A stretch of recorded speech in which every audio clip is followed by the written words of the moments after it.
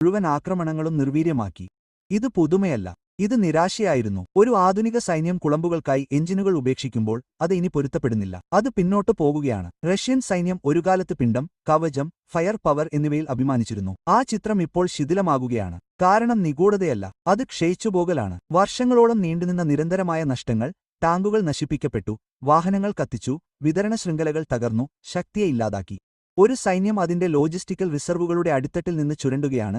ഇപ്പോഴും ചലിക്കാൻ കഴിയുന്നതെല്ലാം മെച്ചപ്പെടുത്തുന്നു. ഈ തകർച്ച മന്ദഗതിയിലാകുന്നില്ല, അത് ത്വരിതപ്പെടുത്തുന്നു. ഏതൊരു ഔദ്യോഗിക പ്രസ്താവനയേക്കാളും വ്യക്തമായി മുൻനിര കഥ പറയുന്നു. റഷ്യൻ ആക്രമണങ്ങൾ കുറഞ്ഞ ഉപകരണങ്ങളുടെ പിന്തുണയുള്ള മനുഷ്യതരംഗങ്ങളായി ചുരുങ്ങുന്നു. ആക്രമണത്തിനായി കൂട്ടം കൂടുന്നതിന് വളരെ മുമ്പുതന്നെ ഉക്രൈനിലെ ഡ്രോൺ ഓപ്പറേറ്റർമാർ ഇപ്പോൾ വ്യക്തിഗത സൈനികരെ പതിവായി ലക്ഷ്യമിടുന്നു. ഒരിക്കൽ സംരക്ഷണം വാഗ്ദാനം ചെയ്ത വാഹനങ്ങൾ ഇപ്പോൾ ബാധ്യതകളാണ്.